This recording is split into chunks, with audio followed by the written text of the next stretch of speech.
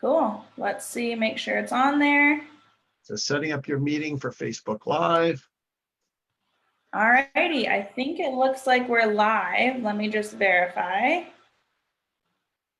All right, we are live. So everyone, welcome back to our Marketing in a Slow Economy video series. We host this every Tuesday and Thursday. It's hosted by White Peak and Crossover Communications. It's a free marketing event where you can kind of learn some quick tips and tricks in 20 to 30 minutes. So my name is Leanna Carson. I'm the president of White Peak Social, and this is Tim Woda, the CEO of White Peak. And today we're specifically talking about 3 ways that you can stand out from the crowd when using Instagram stories, as well as Facebook and Instagram ads. Should you be using them? And if so, how can you use them to the best of their abilities? So I'll hand it over to you, Tim. Sure. Well, first of all, good morning. It's good to see your face, even though we're social distancing at this point. I know. So advertising on Facebook. Facebook has always been something that people should be looking at pretty closely for advertising because it's a platform that people just actively engage with. And a lot of people have experimented with Facebook. Maybe some have had some success, some have failed, but it's an interesting time right now because of this whole hunkered down in place, right? People are spending more time on social media right now. Yeah, especially they're on social media, but that doesn't necessarily mean more people are utilizing the Facebook ads function and Instagram ads function. So I'm interested to hear a little bit more about this as well. Yeah, so a couple of things that we're going to talk about are we're going to focus on kind of ratcheting up performance. We know that during a time like where there's economic uncertainty, you'll tend to see lower conversion rates. And so what we really want to do is focus on those things that are going to drive conversion rates back up or maintain conversion rates. So the first thing I want to talk about is revisiting one's headlines. So obviously we know we need to have killer headlines. That's hugely important, but there's an interesting study that shows that about 80% of people don't even read past the headlines. So your headline has to be like spot on, okay? The ideal length for a headline is between 60 and 100 characters. Okay, so if you're getting past 100 or you're less than 60, you're outside of the optimal number of characters. So that's the first place I would start. Go through your headlines, make sure they're really engaging, really killer, and that they're between 60 and 100 characters. You'll have a higher click-through rate on your performance. So second thing, Leanna, we've talked about this till we're kind of blue in the face, and that is about reviews. So reviews are so important when you not only can you feature reviews in ads, but when you drive people to the landing page, what we see is that 63% of consumers buy more frequently when the page that they're on has published reviews. And let me be real specific about that. I'm talking about product reviews. Okay. So if your company is in the business of selling, thermoses, hiking thermoses, right? Like people take them out and, outside to go on hikes and things like that. People aren't really that interested in the reviews for your company. They want to know if this particular model of thermos that I'm looking at, what do people think about this one? Okay. So there's a couple of good apps that people can use that are really easy to implement and they have a lot of power. One, if you're on Shopify, what you should use is judge.me. So judge me.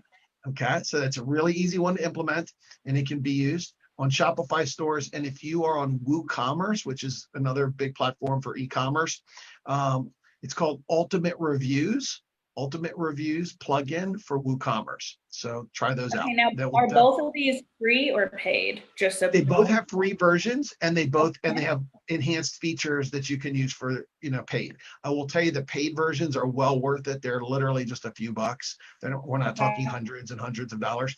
So the paid versions are worth it, but you can certainly test them for free. Sweet. All right, so number 3, we're trying to optimize performance. So make sure that your ad mix includes carousel ads. They take a little bit more And effort can to you put together. explain what carousel ads are for those that maybe Yeah. don't know what those are? Yeah, so it essentially allows you to have something, scroll to see multiple images or multiple videos, right? So rather than just a static picture or a single video, you can see multiple visuals basically in the ad. Okay, so a carousel ads on average are engaged 10 times more than non-carousel ads. So it's a huge difference in your performance and in the results that you're going to get from your ad spend. And then the last thing that I would offer is really how to structure a campaign. So you and I had a conversation about this literally just yesterday. We were talking about what is the optimal way to make sure that you're running your tests and so forth. So what we recommend is that someone has a minimum of 3 different campaigns running. The first campaign should be a lookalike campaign, if someone can do that, right? A lookalike campaign is essentially where someone pulls together the email list for all their previous customers and they upload those into the Facebook system.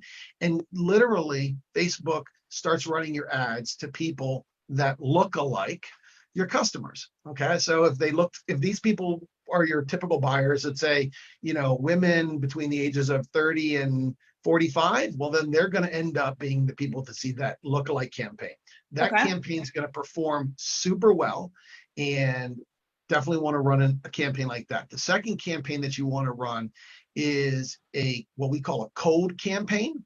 Okay, so this is people that you think look like your ideal demographic, but you have no relationship with them. Now that campaign's not going to in and of itself perform super well, right? These people have no relationship with you. But when they are driven to your landing page, they're going to be cookied with the Facebook tracking pixel. Okay.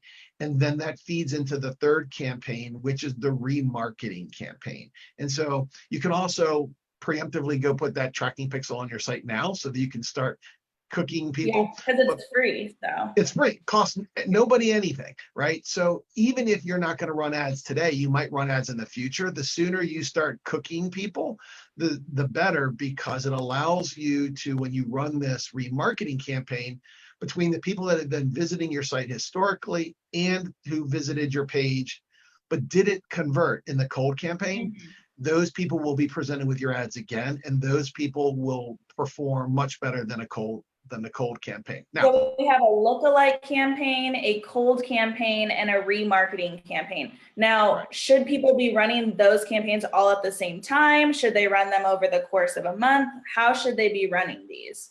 Yeah, so we suggest that they run them all 3 at the same time. Again, that cold campaign is really the feeder campaign for the remarketing. So those certainly should be running at the same time.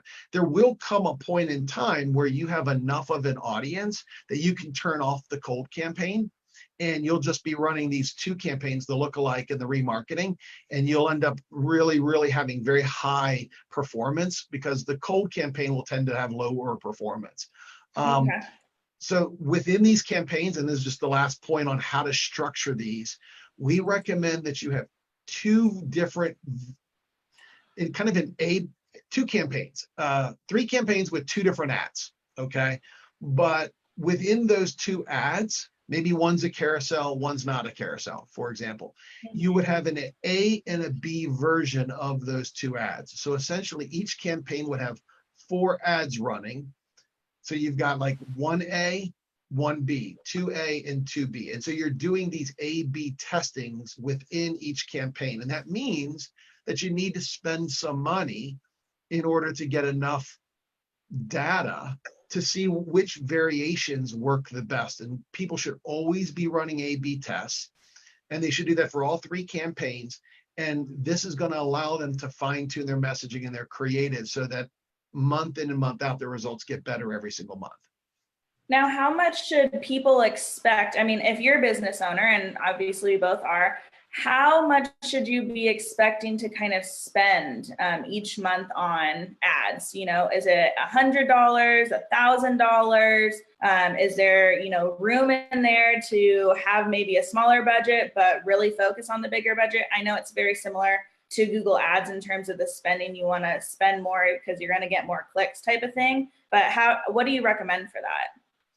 Okay, so I'll give you a number here that's not everyone's going to love, to be honest with you, but I think they'll love the reasoning behind it. We recommend that the minimum ad spend per campaign, and I just recommended 3 campaigns. Okay, the minimum ad spend to start with should be about $600 per campaign. So you're talking about $1,800 a month. Now, let me tell you the reason why. So people may not like the idea of spending $1,800, but the reason why is that if you spend too little, you won't get statistically accurate data in your A/B tests, and so you won't be making determinations on how to improve your campaign based upon statistically valid data. You'll be just using intuition and your gut, which is, I have found in 22 years of marketing, often wrong. And you could end up responding to false positives and false negatives if you don't have enough data. Now, if someone is constrained on their dollars, what they should be doing is trying to run a lookalike campaign, because that's going to give them the most, that campaign is going to have the most chance for success. Awesome. So rather than doing 3 campaigns at $100 each or $200 each, they'd be better off pooling their money and doing just a lookalike campaign.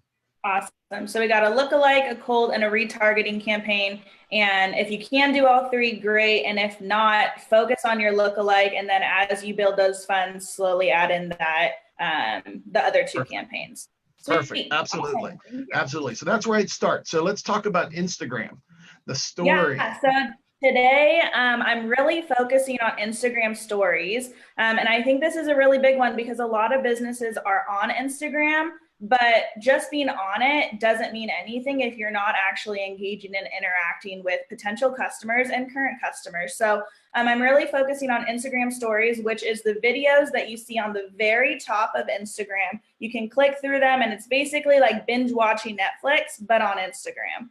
And so I have 3 tips for you guys today. The first one is to show yourself. Last week, we really talked about kind of being human and showing your authentic self on Instagram. And now is more important time than ever to be doing this. So be human, say hello, have a conversation. I know it can be super scary to begin with when you're going on this video that is somewhat live and not live at the same time, but just take a few practice videos. If you're nervous, it's okay. We all have to start somewhere, but just try to kind of engage and have a conversation with people and really interact with them and use those functions of the polls and the questions and the different things that you have on Instagram to engage with people.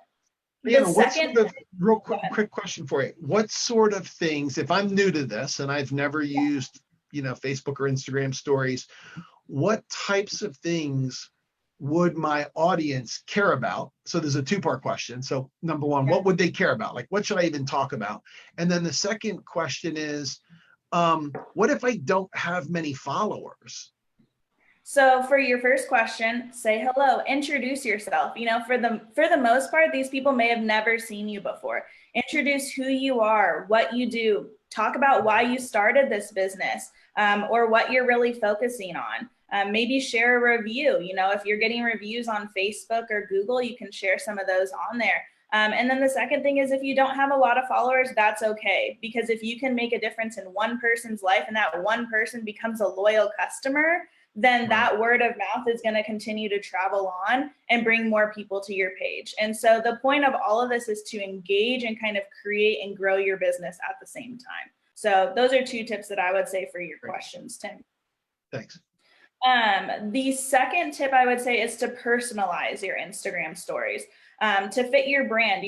There's so many people can just go on there and post a video or post a static picture and just send it. But if it doesn't provide any personality or it doesn't fit your brand, then it doesn't make sense because people aren't going to recognize it and associate it with you. So you can use free animation apps, and I have a list of some that are free and paid. So I'm going to share them right now. So the first ones that are pretty free, and there are some paid versions of it, I would recommend Canva, Giphy, Over, Unfold, and Made. Unfold and Made are very similar, but they're apps that you can go in and you can put pictures in and kind of personalize it with your branding and then share them.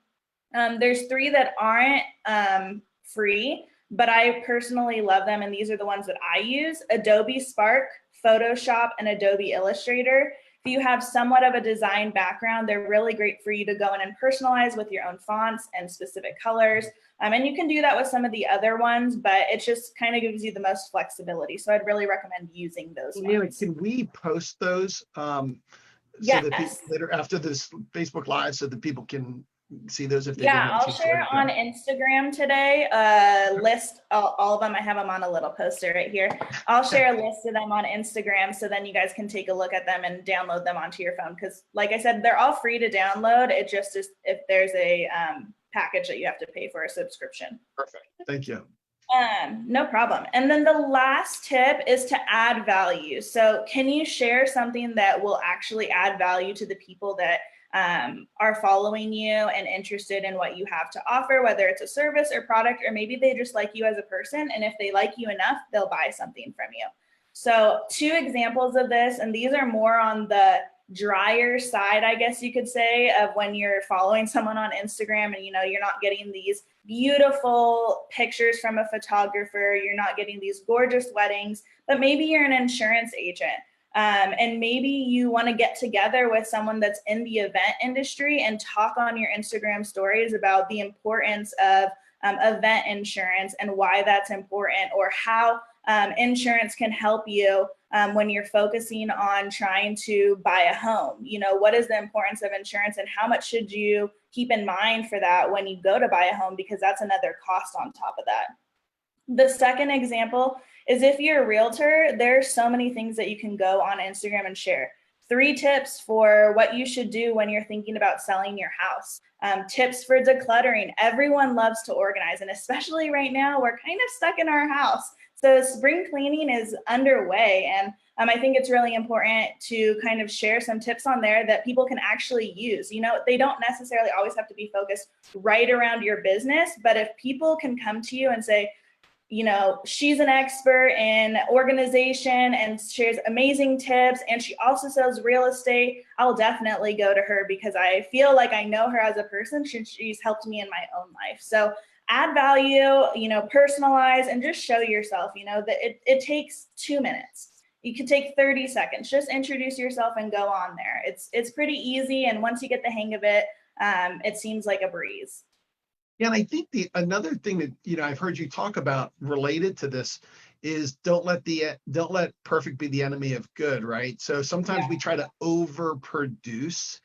There's a realtor who I follow online, and it was just really neat because this person, I remember they had it in their Instagram story, they had just done a showing of a property, and the person who owned that house didn't do a very good job of cleaning up, right? There was like the bathroom was a mess and dogs are running around, and it was kind of crazy. And so this agent literally from her car just pulled out her phone and said, hey, just want to give you some tips, while it's fresh in my mind of how not to have your house shown. Yes. And they didn't worry about overproducing it, right? Like they literally shot this Instagram Live from their car, from the front seat. Yeah, and I think that's the really cool thing about Instagram is, I think when people first started out with Instagram, it was super overproduced and you just saw these professional videos left and right, but that doesn't relate to the common person. They're not sitting in front of a videographer for 24 hours out of their day saying, roll the film, roll the camera, let's get some footage that I can use.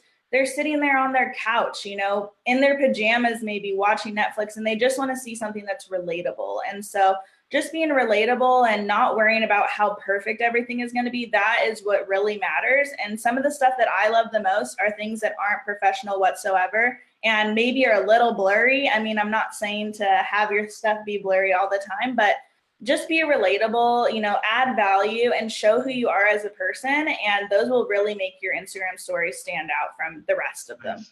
And if you are going to be wearing pajamas, wear cool pajamas. Yeah, wear cool ones. Yeah, showcase them. Showcase them. So, that's great. But yeah, those are my 3 tips. I know they're pretty quick, but you can take those and run with those. I'll share some of the free apps that you can use on your phone on Instagram stories. And if people have questions, you're more than welcome to ask them in the comments. I know we're trying to kind of keep these quick so that you guys get a little tidbit and can take it away and, enjoy the rest of your day and grow your business on your own. But if you guys have questions, please feel free to put them in the comments, and we'll try to answer them. And yeah, anything else? Perfect. So next Tuesday, so we're going to be doing another one of these on Tuesday. And again, we're focusing on things that are ideal to do during a slow economy. We've all heard the news; it's likely to get slower before it gets faster, or pick up. And so we're going to continue with that same approach. So next Tuesday, we're going to be joined by Kristen Stith, who is president of White Peak Branding, and we're going to be talking about really telling your story during a slow economy and messaging and engaging, and what and how should you be communicating with your audience and your customers. And so that should be really interesting. Awesome. Sweet. Well, let's see. We have some people on, but it doesn't look like there are any comments right now. So what you can do is if we miss your question, go ahead and leave it in the comments and we'll try to answer them, or you can shoot us an email. Our email is directly on our website, whitepeak.io, and we'll get back to you as soon as we can answering those questions. And other than that, we're ending a little bit early today, which is 8 more minutes of your guys' day that you get back to enjoy. So that's it from me. Anything else? No, thank you guys for joining us. We appreciate it. All right. We'll see you next Tuesday. Bye. See you Tuesday. Bye-bye.